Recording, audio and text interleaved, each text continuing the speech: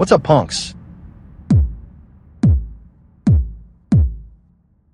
In this video, I want to show you how to fix your kick and put in key easy with newTone in FL Studio. Just right-click on the sample you're working on and choose Edit in Pitch Corrector.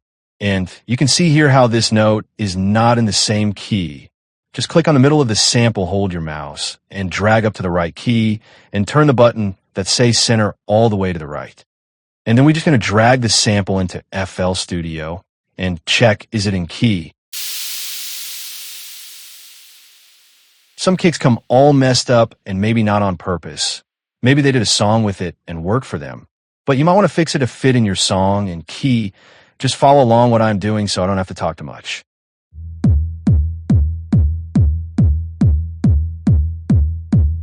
We're going to open newTone and check is it in the right key. And as you can see now, is in the key of E. Well, that's it, punks. I hope you learned something, and don't forget to subscribe. And like the video will be a big help. Hey, Bronx Kicks, out.